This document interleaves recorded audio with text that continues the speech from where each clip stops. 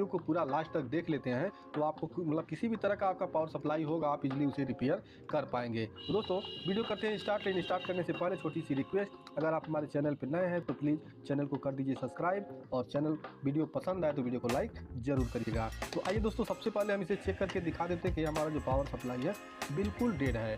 तो यहाँ देखिए, अभी आपका इस पे यहाँ जो 2 पिन निकली होती है, यहाँ पे इस पे हमें मेन एसी का वायर जोड़ना होता है, और यहाँ से हमारा आउट होता है जो हमारे डीटीएच कार्ड में जाता है। उसके बाद हमारा डीटीएच कार्ड ऑन होता है। तो यहाँ 2 सप्लाई के लिए हम वायर जोड़ लेते हैं। तो यहाँ मैं छोटा वायर लिया हूँ इस तरह से, तो दोनों पे मैं सप्लाई वाला वायर जोड़ लेता हूँ। अभी आप देख सकते हैं कि यहाँ मैंने दोनों वायर जोड़ दिया है। अब क्या करेंगे, हम इस पे एसी दे देंगे। भाई देखिए, जब भी आप रिपेयर करने जाएं किसी भी पावर सप्लाई को, तो आप जब भी मतलब रिपेयर करें तो सीरीज बोर्ड का ही इस्तेमाल किया करें। तो यहाँ देखिए मैंने सप्लाई लगा दिया है। तो आइए सबसे पहले हम मेन एसी, जब आपका सप्लाई डेड है तो आप सबसे पहले क्या करेंगे, जहाँ आपका मेन एसी का वायर है यानी ये दोनों पिन, इस पर आपको मेन एसी चेक करना होगा। जैसे कि यहाँ देख सकते हैं, यहाँ आपको देखिए 211 218 मतलब इस तरह से हमारा यहाँ मेन एसी आ रहा है। लेकिन आउटपुट पे हमें वोल्टेज चेक करने के लिए क्या है, मल्टीमीटर को डीसी 20 वोल्ट के रेंज में रखना होगा। अब यहाँ पलट लेते हैं, क्योंकि उधर से ग्राउंड आपको हम नहीं बता पाएंगे कि कैसे कहाँ ग्राउंड है। यहाँ देखिए जो मोटी लाइन होती है ये आपका ग्राउंड हो जाता है, ठीक है। जैसे कि ये पिन यहाँ ग्राउंड पिन है, यानी अर्थ पिन, या इसको माइनस भी बोलते हैं। अब यहाँ पे देखिए 5 वोल्ट और 3.3 वोल्ट करंट आता है। जैसा कि यहाँ देख सकते हैं कोई भी वोल्ट नहीं है, 0 ठीक है। यहाँ कोई भी वोल्ट हमको नहीं मिल रहा है। जब कोई भी वोल्ट नहीं मिला इसका मतलब हमारा पावर सप्लाई डेड है। तो अब इसके बाद आपको एक काम और करना है, यहाँ डीसी 1000 वोल्ट के रेंज में रख लेना है, ठीक है।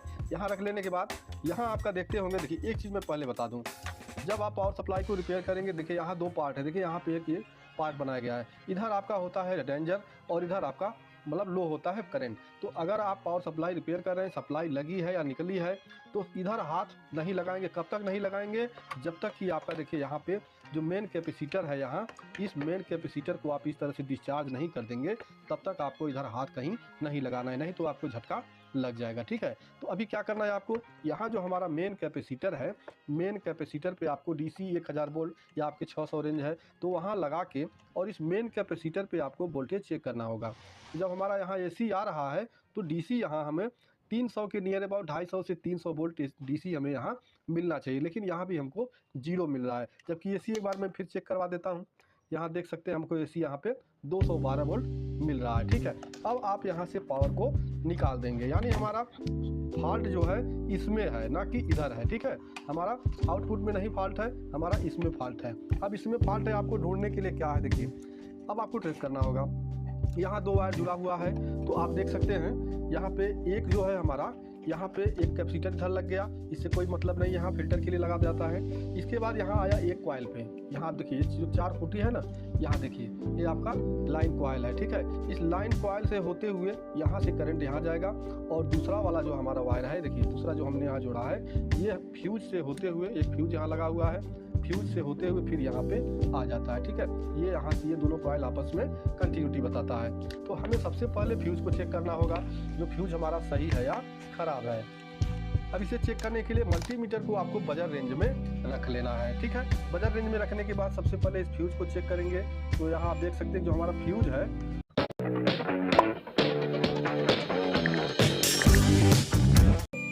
ये सही है, यानी हमारा फ्यूज बराबर बता रहा है कि हमारा फ्यूज ओके है, कंटिन्यूटी दे रहा है, बीप की आवाज़ आ रही। इसके बाद इस कॉइल को, हम लाइन कॉइल को चेक करेंगे।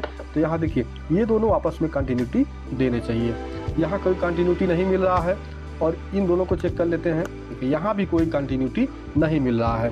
अब अगर आपको ये ख़राब मिलता है और आपके पास नया नहीं है ये, तो इसका मैं सलूशन बता दे रहा हूँ। अगर नहीं मिल पा रहा है तो आपको क्या करना है, इन दोनों पे आपको जंपर कर देना है। कैसे जंपर करना है ये करके मैं दिखा देता हूँ। इन दोनों, देखिए इन दोनों वायर को आपस में इस तरह से एक वायर लेंगे और वायर से यहाँ आप जंपरिंग कर देंगे, ठीक है। देखिए इस तरह से आप यहाँ जंपरिंग कर देंगे और दूसरा वाला भी यहाँ पे जंपरिंग कर देंगे। चूँकि हम नया नहीं लगाएंगे और नया नहीं मिल पाता है, तो आपको भी इस तरह से जंपरिंग कर देना है।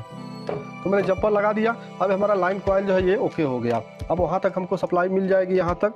अब इसके बाद देखिए, अब आपको एक मल्टीमीटर कंटिन्यूटी रेंज पे रख के, और जो आपका मेन कैपेसिटर है यहाँ, ठीक है, ये मेन कैपेसिटर है, इसके ऊपर आपको यहाँ कंटिन्यूटी चेक करना है।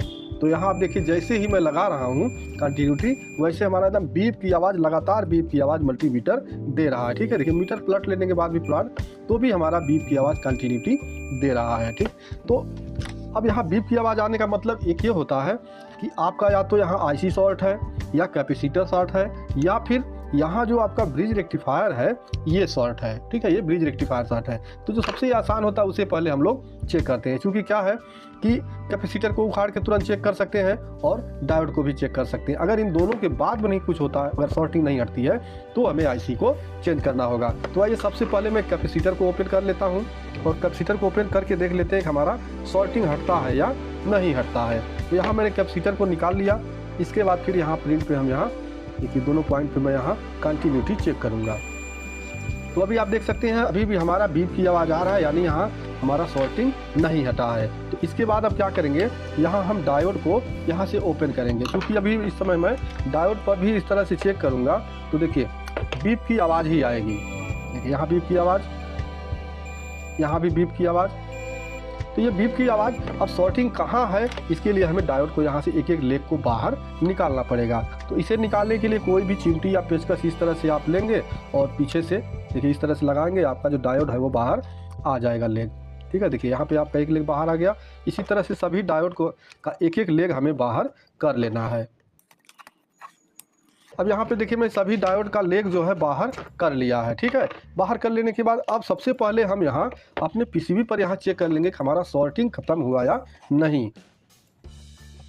तो अब आप देख सकते हैं यहाँ पे जो हमारा शॉर्टिंग है वो ख़त्म हो चुका है। ठीक है, अभी आप उधर से आपको एक रीडिंग दिया, फिर इधर से रीडिंग नहीं दिया, यानी यहाँ जो हमारा बीप की आवाज़ आ रहा था वो ख़त्म हुआ।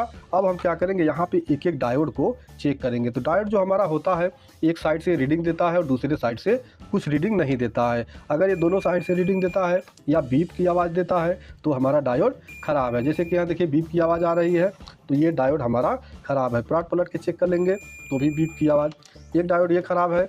इसके बाद दूसरा डायोड यहाँ चेक करेंगे, ये भी देखिए बीप की आवाज़ आ रहा है, ये भी ख़राब है। ये तीसरा डायोड भी हमें बीप की आवाज़ साउंड दे रहा है, तो तीसरा डायोड भी ख़राब है। अब चौथे डायोड को चेक करते हैं।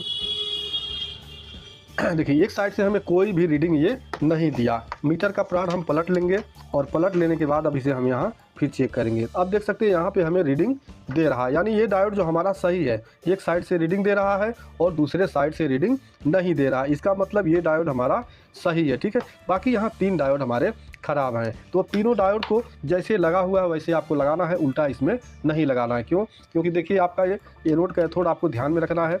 जो आपका सिल्वर पट्टी होता है वो कैथोड होता है, ब्लैक साइड वाला एनोड होता है। तो जैसे आप निकालेंगे उसी तरह से आपको लगा लेना होगा। तो ये फटाफट मैं निकाल के और दूसरा डायोड लगा लेता हूँ। तो यहाँ मैंने जो डायोड 3 नया लगा दिया, एक हमारा डायोड सही था। सभी डायोड को मैंने लगा के और यहाँ सोल्डरिंग कर दिया है। अब इसके बाद जो हमने कैपेसिटर निकाला, इस कैपेसिटर को भी लगा देंगे। उससे पहले इस कैपेसिटर को एक बार चेक कर लेंगे। चेक करने के लिए कैपेसिटर देखिए मल्टीमीटर को कंटिन्यूटी रेंज पे रख के और आपको इस तरह से चेक करना है। ठीक, ये आपको एक बार थोड़ा सा रीडिंग देगा, क्योंकि ये कम यूएफ का है इसलिए आपको यहाँ रीडिंग नहीं दे पाएगा। तो इसको ऐसे करेंगे, यहाँ से हम देखिए यहाँ से इस तरह से इसको चार्ज कर दिया और इसके बाद हम ले जाएंगे इसे 20 वोल्ट के रेंज में, और 20 वोल्ट के रेंज में यहाँ हम चेक करेंगे तो कुछ वोल्ट हमें देखिए यहाँ पे शो होगा। उसके बाद धीरे धीरे ये डिस्चार्ज हो जाएगा। अगर ये कुछ नहीं चार्ज होता है या चार्ज होकर वहीं रुका रहता है तो भी हमारा कैपेसिटर ये ख़राब होगा, या अगर यहाँ कंटिन्यूटी पे बीप की आवाज़ देता है तो भी हमारा कैपेसिटर ख़राब होगा। लेकिन ये हमारा कैपेसिटर बिल्कुल ओके है, तो इसको हम वहाँ जैसे था वैसे लगा देते हैं। अब यहाँ आपको बिल्कुल ध्यान से कैपेसिटर को लगाना होता है, क्योंकि अगर आप कैपेसिटर उल्टा लगा देते हैं तो थोड़ी ही देर में ये गर्म होके और ये फट जाएगा। ठीक है, तो देखिए यहाँ माइनस का सिंबल लगा हुआ, इधर आप देखिए धारी बना हुआ है, ये माइनस होता है और ये प्लस है। तो ये माइनस और ये प्लस आपको बिल्कुल सीधा लगाना है। अगर उल्टा लगाते हैं थोड़ी देर में ये हमारा कैपेसिटर ये ख़राब हो जाएगा। अब इसको अच्छी तरह से मैंने सोल्ड कर दिया है। ठीक है, सोल्ड कर देने के बाद अब हम क्या करेंगे, अब इसे जो सप्लाई देंगे, चूँकि एक बार और हम यहाँ मल्टीमीटर से चेक कर लेते हैं जो हमारा ये बीप की आवाज़ आता था इस कैपेसिटर पे वो आ रहा है या नहीं आ रहा। तो देख सकते हैं यहाँ एक ओर से कोई रीडिंग नहीं दिया। मल्टीमीटर का प्लॉट हम पलट लेंगे तब यहाँ चेक करते हैं तो देख सकते हैं यहाँ पे रीडिंग अब आ रहा है। इसका मतलब यहाँ तक जो हमारा सर्किट था वो सही है, अब शॉर्टिंग नहीं है। तो हम क्या करेंगे, फिर भी हम यहाँ सीरीज बोर्ड में ही ये सप्लाई लगाएंगे। ठीक है, तो मैंने सप्लाई देखिए यहाँ लगा दिया है और सबसे पहले मैं आपको यहाँ AC चेक करके दिखा देता हूँ। मल्टीमीटर को हम एसी रेंज में 750 के रेंज में रख के और यहाँ एसी वाला वायर पे देखिए 218 वोल्ट हमको सप्लाई यहाँ पे मिल रहा है। अब हम चलते हैं सीधे आउटपुट पे, ठीक है।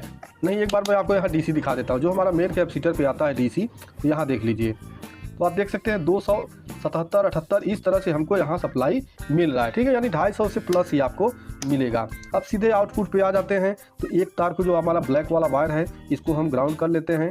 तो ये मेरा ग्राउंड वायर हो गया, ठीक है। इसके बाद हम यहाँ पे चेक करेंगे, तो आप देख सकते हैं यहाँ पे हमको 4.4 वोल्ट, इसके बाद ये ग्राउंड पिन होता है। फिर यहाँ देख सकते हैं 15 वोल्ट, इसके बाद यहाँ आपका 21 वोल्ट 24 वोल्ट होता है, तो यहाँ कट जा रही सप्लाई। थोड़ा सा हम बढ़ा लेंगे, देखेंगे आप, देखिए 20 वोल्ट से प्लस सप्लाई है, इसलिए वहाँ पे कट गया था, ठीक है। फिर वापस 20 पे करेंगे और यहाँ देखिए ये ग्राउंड पिन है। इसके बाद यहाँ पे आपका 5 वोल्ट सप्लाई आ रहा है। अब हम इस पावर सप्लाई को अपने डीटीएच रिसीवर में लगाएंगे, यानी कार्ड के साथ कनेक्ट करेंगे, तो हमारा डीटीएच जो हमारा बिल्कुल ओके हो जाएगा, यानी ऑन हो जाएगा। तो दोस्तों, इस तरह से आप डीटीएच पावर सप्लाई का जो भी फॉल्ट होगा आप स्टेप बाय स्टेप आप मल्टीमीटर से चेक करके और उसे बड़ी आसानी से रिपेयर कर सकते हैं। दोस्तों, वीडियो पसंद आया हो तो वीडियो को लाइक, चैनल पे नए हैं तो प्लीज़ चैनल को सब्सक्राइब कर दीजिए। मिलते हैं नेक्स्ट वीडियो में, तब तक के लिए नमस्ते।